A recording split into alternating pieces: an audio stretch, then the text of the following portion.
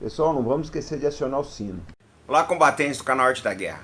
Foi noticiado nos principais meios da imprensa brasileira que no último dia 3, o presidente da Venezuela, Nicolás Maduro, fez um expurgo de cerca de 24 oficiais do Exército, 11 da ativa e 13 da reserva. Então, nós vamos analisar hoje alguns desses principais militares expurgados, por que o Maduro está fazendo esses expurgos e quais podem ser as consequências. Acompanhe conosco. Essa não foi a primeira vez que o regime do Maduro fez expurgos na Venezuela. Vocês veem essa notícia aí, é de meados do ano passado, tá? Onde eles andaram prendendo alguns oficiais aí. Não vai dar para detalhar caso a caso dos militares que foram expurgados, porque é muita gente. Nós vamos citar alguns mais emblemáticos aí, tá? E à medida que esses casos forem se tornando mais públicos na imprensa, a gente volta a fazer outros vídeos. Esse é o capitão Juan Carlos Caguaripano. Ele foi detido em agosto do ano passado, acusado de comandar um ataque a uma base militar no país, né? Que 2 pessoas morreram, né? Ele foi detido junto com mais alguns militares também, tá? E ele é um dos mais emblemáticos aí desses expurgos aí do Maduro. E esse daí é o Major General Herbert Garcia Plaza. Ele foi ministro popular para alimentos ali na administração do Maduro, tá, em 2014, e ele foi atingido por esse expurgo e inclusive existe ordem de prisão contra ele, mas ele está foragido. Há quem diga que ele se encontra nos Estados Unidos aí. E esse é o general Raul Isaías Baduel, é o mais importante desse expurgo, tá, pessoal? Ele foi ministro da defesa do Chávez, foi o homem que, quando tentaram um golpe contra o Chávez aí em 2002, ele fez o contragolpe que recolocou o Chávez no poder. Como vocês veem pela foto aí, ele era muito próximo ao Chávez. Ele foi preso, com o tempo preso em prisão domiciliar, depois foi libertado entre idas e vidas, enfim. Nesse expurgo do Maduro, ele perdeu o posto de general dele. Bom, gente, esses expurgos, eles nos indicam o seguinte. Primeiro, que o Maduro não confia nas Forças Armadas. A razão, e uma das provas disso é que existe a milícia bolivariana lá, que é um backup, né, uma carta na manga que ele tem para proteger o regime. Agora, isso é comum em ditaduras, tá? Se vocês lembrarem bem, o regime nazista tinha SA, tá? E os russos tinham NKVD, que depois virou KGB, que era um contraponto ao exército. Eu sei que vai ter gente que vai dizer aí que a gente está comparando o chavismo ao nazismo, ao comunismo, etc. Não é nada disso, é apenas uma análise histórica que diz que as ditaduras não confiam nas Forças Armadas. Saddam Hussein também tinha a guarda republicana dele, que era uma coisa paralela ao exército, tá? Por que eles não confiam em Forças Armadas? Porque normalmente exércitos são instrumentos de Estado, tá? Eles não estão muito ligados a governo. Os governos vão e vêm, Estado fica. E normalmente as Forças Armadas elas têm uma ligação muito mais forte com o Estado, razão pelas quais ditadores não confiam em seus respectivos exércitos nacionais. Bom, gente, expurgos são coisas comuns em ditaduras, tá? O ditador soviético Joseph Stalin, entre 1934 e 1939, ele expurgou praticamente quase 2/3 do exército dele. Pra vocês terem uma base dos 5 marechais que a União Soviética tinha, ele matou 3, tá? E isso foi muito ruim, porque quando veio a Segunda Guerra Mundial, o exército soviético estava praticamente acéfalo. Mas ele fez isso porque ele precisava consolidar poder, né? Ele afastou pessoas que eram ameaças potenciais aí ao poder dele, inclusive o famoso Marechal Tukhachevsky, que era o marechal mais jovem da União Soviética. O Stalin tinha receio do Tukhachevsky dar um golpe nele.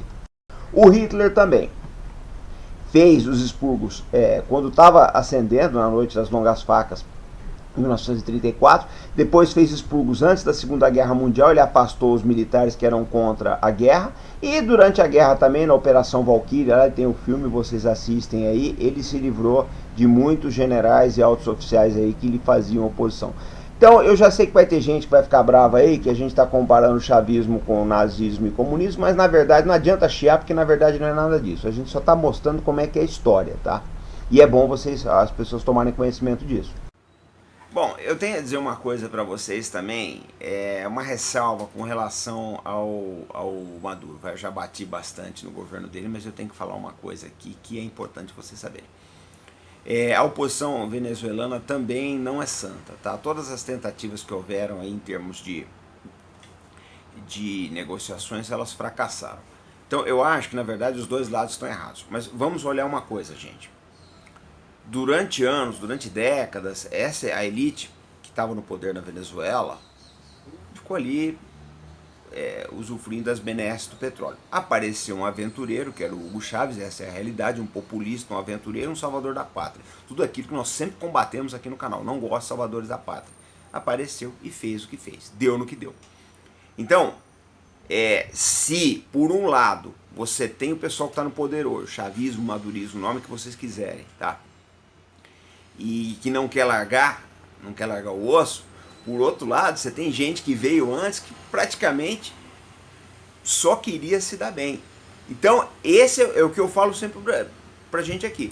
Se nós continuarmos, principalmente o andar de cima, o recado é pro andar de cima, não ouvir o andar de baixo, porque esse pessoal não ouve. Essa é a realidade. Uma boa parte desse pessoal que está no poder, está em grandes posições, ele não ouve, não está nem aí. Eu falo que eu já conversei com gente assim, e eu percebi que ou ele não entendeu, ou ele se fez de surdo, ele não quis nem saber o que eu estava falando. Então, se essas pessoas continuarem a fazer ouvidos de mercador, porque está acontecendo nas ruas, nós vamos acabar colocando um populista do Planalto e vai dar o maior trabalho para tirar. Tá? Aí sim, aí eu acho que a gente pega o rumo de uma Venezuela. Eu espero que isso não aconteça, mas depende muito da gente começar a ouvir as demandas sociais, que é coisa que não acontece no Brasil. Bom, gente, eu quero mostrar hoje umas fotos aqui que eu recebi de um colega militar do trabalho que o Exército faz de remoção de obstáculos que esses traficantes colocam aí no Rio de Janeiro, né? Graças a Deus, eu acho o seguinte, a imprensa está tomando uma posição mais madura, está começando a mostrar, tá? Isso aí em rede nacional. Mas eu acho que não custa ajudar, então nós vamos mostrar hoje para vocês verem o outro lado das Forças Armadas, tá? Essa remoção de obstáculos aí, que é uma tarefa que não acaba nunca. Você vai, remove, dá um trabalho desgraçado, que tem que mobilizar a unidade de engenharia de combate ali, no dia seguinte os traficantes instalam de novo. Mas enfim, o trabalho das Forças Armadas tem que ser conhecido, acompanhe com a gente.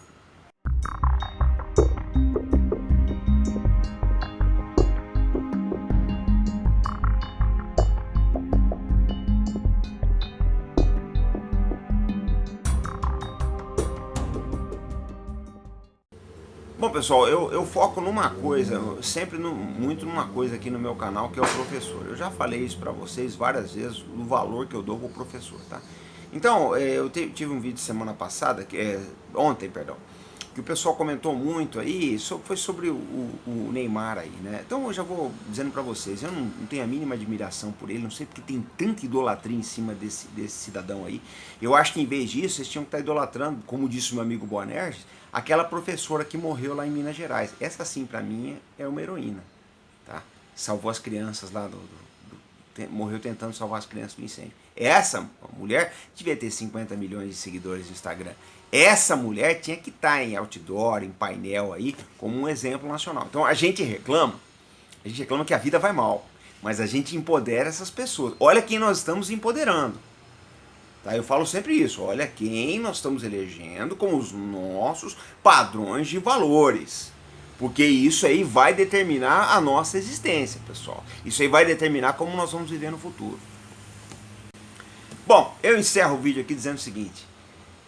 Eu tenho sempre fé no Brasil, tá? Exemplos como dessa professora que faleceu em Minas Gerais nos ensinam esse amor, esse carinho que ela teve pelos alunos, essa abnegação de dar a própria vida tentando salvar a deles, isso nos estimula em frente.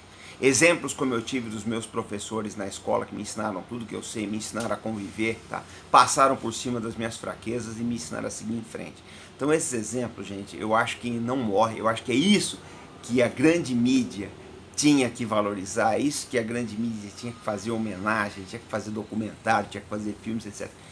Infelizmente, né, a maior parte dessas pessoas vai viver no anonimato. Mas eu penso dessa forma, a única maneira que eu tenho de honrar a memória delas, de fazer com que elas não sejam esquecidas, é falar delas no nosso canal.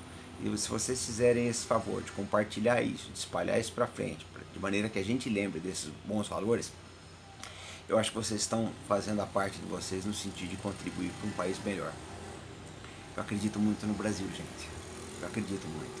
Mas para a gente chegar lá, nós vamos ter que começar a dar força, dar poder, a impulsionar pessoas com um quadro de valores melhor do que esse que está aí. Tá ok? Então, fé no Brasil. Até o nosso próximo vídeo.